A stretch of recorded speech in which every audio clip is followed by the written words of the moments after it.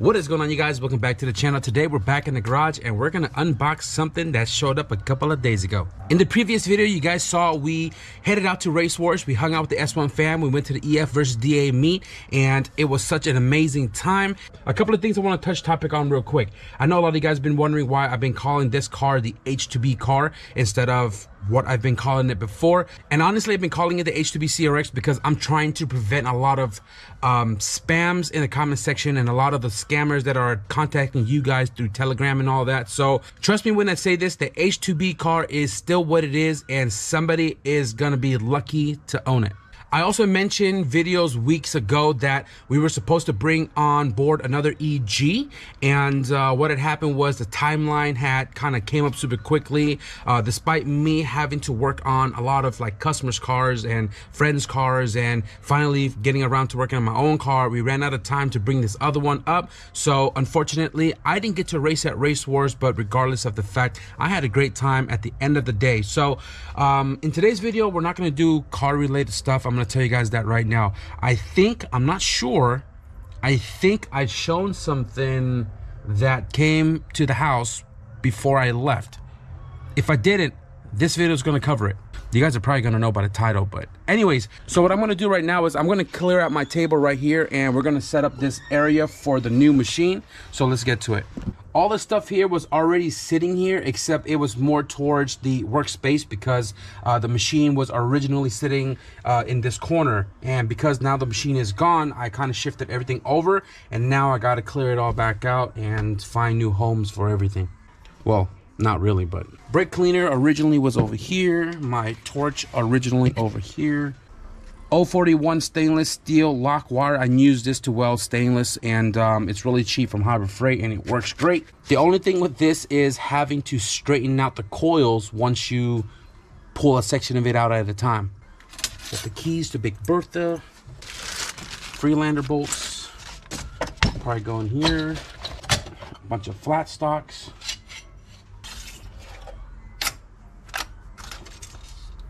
The all-wheel drive shaft bolts. We're gonna have to put this in a Ziploc bag because we're gonna need it.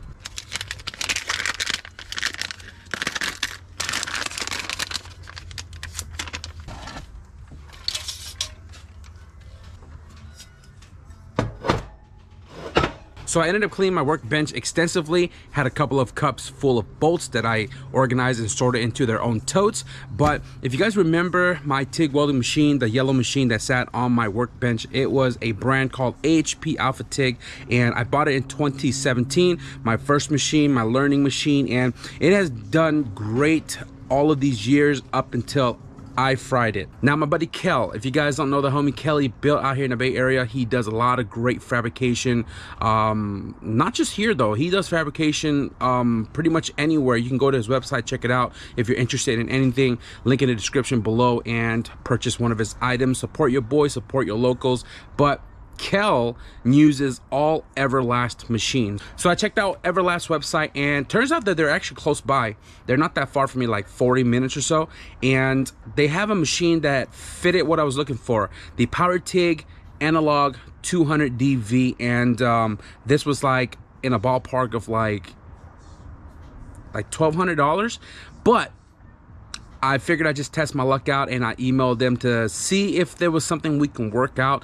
So after back and forth with the owner of the company, the CEO, we were forwarded over to the marketing team and we're officially partnered up with Everlast.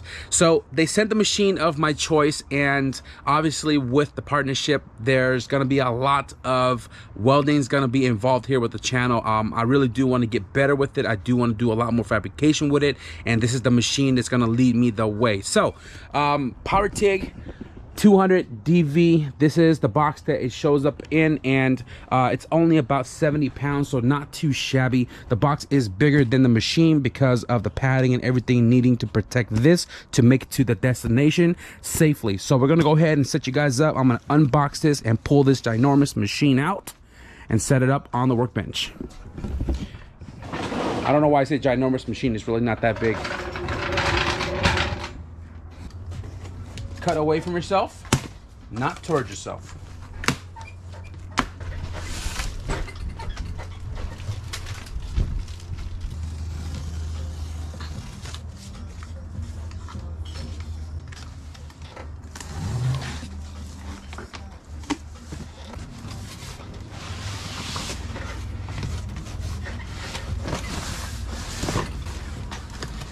all of the consumables.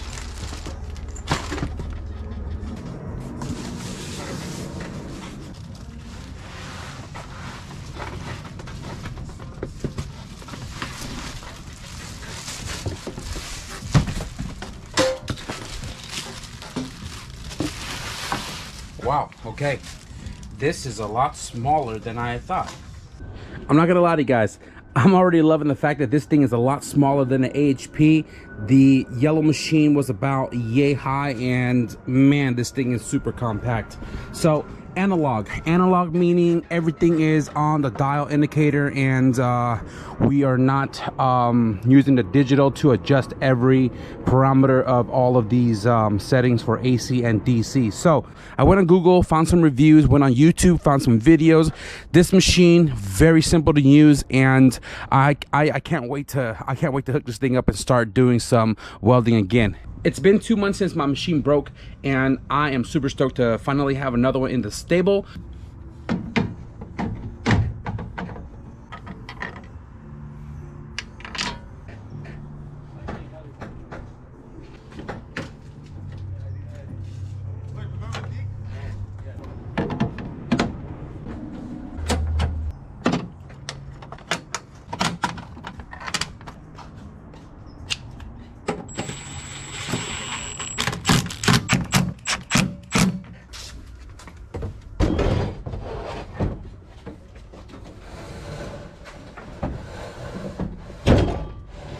I am going to be running off the 110, 120 volt outlet because I don't really burn more than 100 unless I'm doing something billet, and then I can switch it over to the 220 volt on the dryer. But for right now, 110, 120, they do provide the conversion from the 240 to 120, and simple enough, plug it up, and then we'll just plug this into the outlet, which is on the back side over there.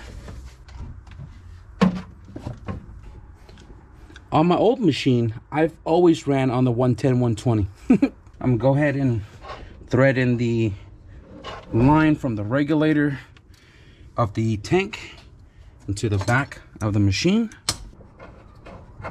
Give it one of those snug tugs. Snug tugs. That should be plenty. Now this machine is shorter, but it is a little bit longer, and it's kind of hanging off my table a little bit. Not a big deal, but I can always tilt it over the wood back here just to bring it back a little bit. Maybe I'll do that. The on and off amp breaker is in the back right here in the center. It is a little reach back to get to it, but not a big deal. On the old machine, the on and off switch was at the bottom rear left, and it was actually a longer reach to get to it. So this one's on top, easier for me to get to. So let's go ahead and go through the consumable box and hook up the rest of the lines. I'm already using my regulator, so this is going to be a spare. I'm not going to do any stick welding as of right now, so we're not going to touch that. This is a weird style looking ground cable, and honestly, it looks cool, but hopefully it fits where I'm going to be sticking it. My workbench has this 1/4 inch plate that's currently resting on here, and I do have this little post that's sticking up, and that's normally where my ground cable is connected to. And all I got to do is set the you know, whatever it is that I'm welding here on this table, and we should make our connection. So I'm gonna go ahead and just unravel this and get this thing hooked up.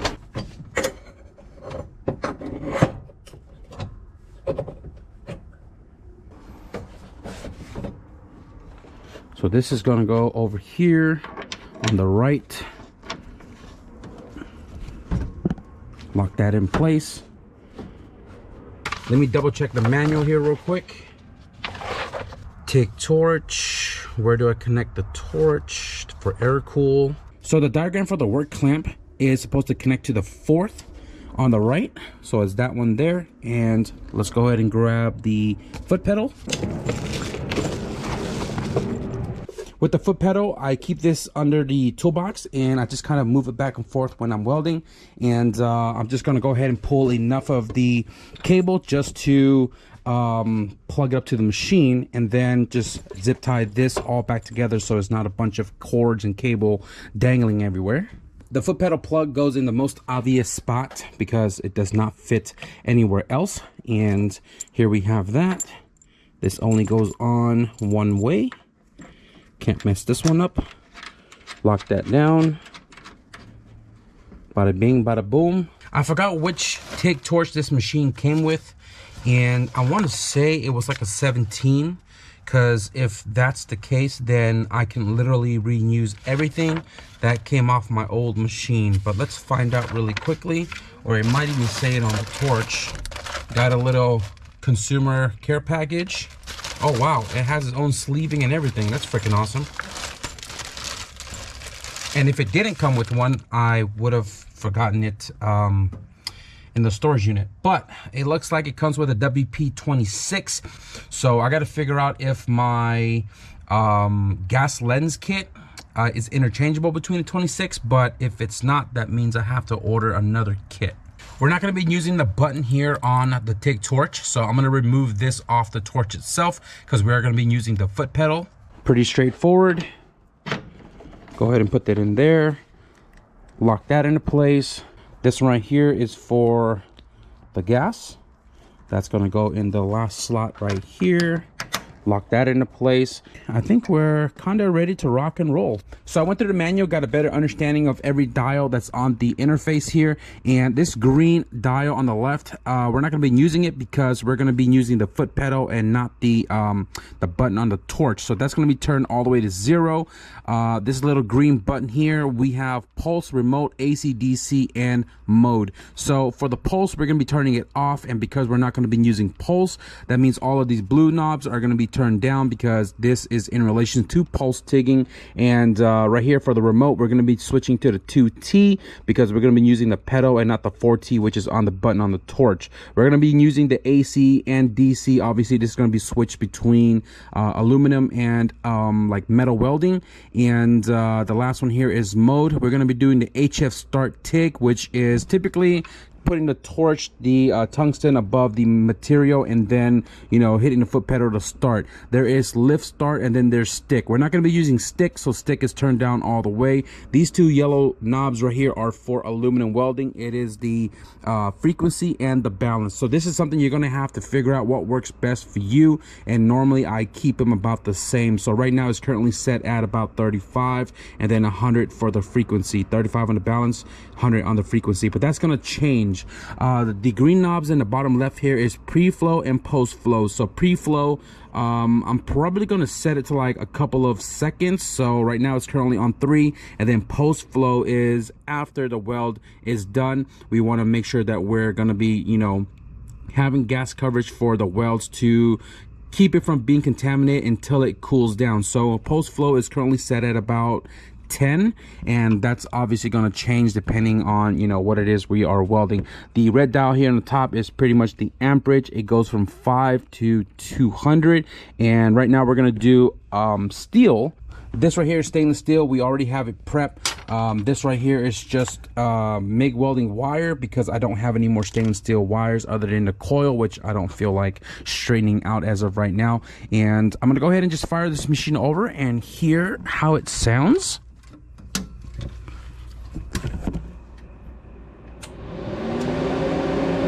Oh, okay, so I noticed that it is a little bit louder than my previous machine, but you know, it's going to be loud anyways when you're welding, so not really a big deal.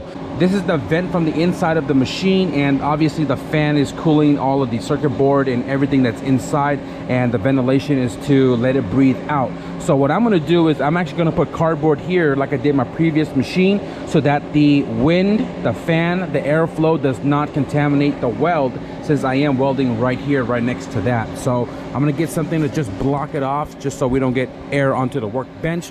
But aside from that, it looks like we're ready to rock and roll. We're going to be doing steel. I don't really use more than like 40 amps, but I am going to set it to 50 to ensure we have enough amperage if need be. But for pretty much 16 gauge, we're not going to need that much amperage. So right now it's currently set at 50, and fortunate for us, our TIG torch is interchangeable with the WP17. So this is my gas lens FUPA 12, and this actually fits in the WP26 torch no problem. So I think we're good here.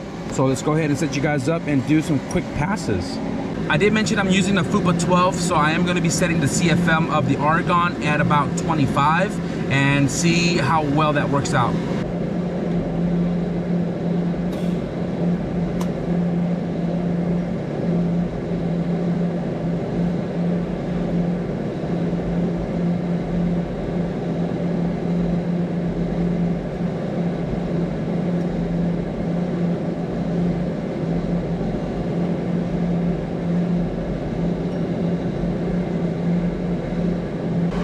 GoPro can't really focus, but man, that looks freaking cool.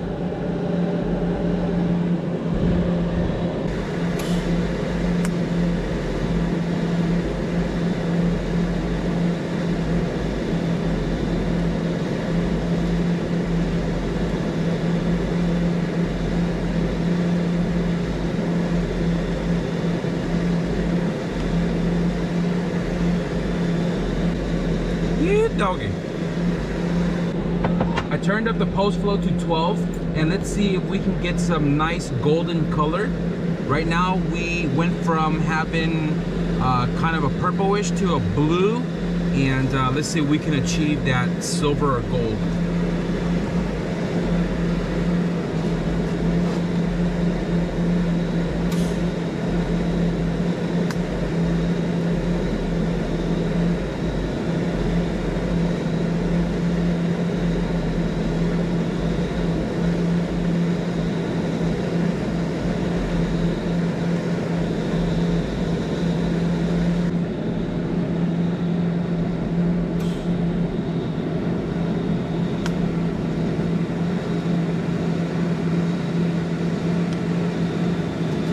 Oh my goodness, my mask is not working correctly, and it's not darkening.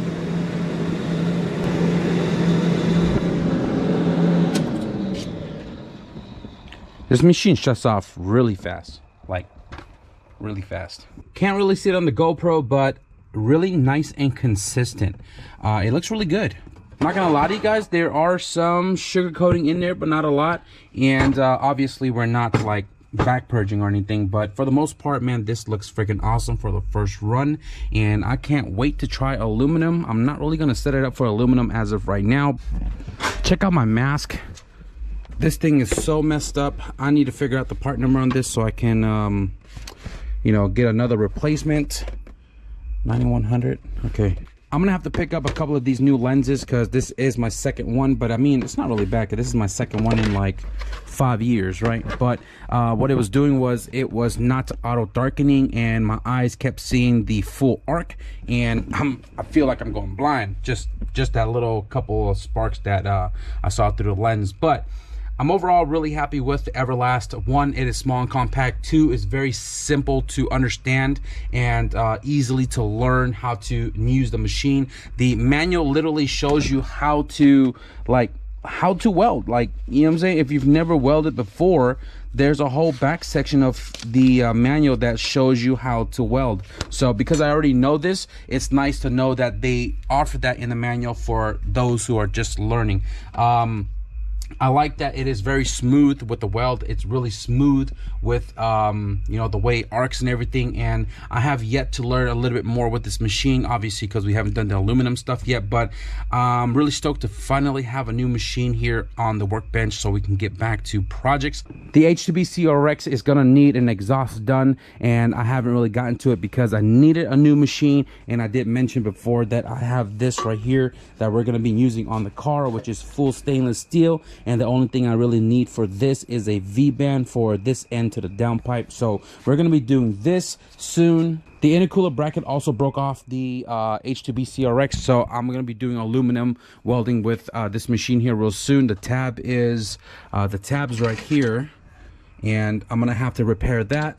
Also got some other projects I kind of mentioned in previous videos before. If you caught it, those projects are gonna require a lot of aluminum and stainless welding, so I'm pretty stoked to have this now in my possession so we can get down with those fabrication. As far as this video goes, we're gonna end it right here. The new Everlast POWERTIG 200DV machine is gonna be putting in a lot of work here on the channel, so I'm looking forward to that. Big shout out to Everlast once again for coming on board and helping me out with a new machine to the stable. And we're supposed to have a discount code for you. If we get it in time, it will be in the description below. But big shout out to Everlast. I can't thank you guys enough. If you're looking for your first machine, they definitely have machines from a very affordable cost to some really high-end stuff. So be sure to click the link in the description below. Check out their website. So I hope you guys enjoyed this video. If you did, be sure to leave a thumbs up. And if you guys want to stick around for all the fabrication that's going to be coming up here real soon, be sure to hit the subscribe button. With that being said, thank you guys for watching, and I'll see you guys in the next video.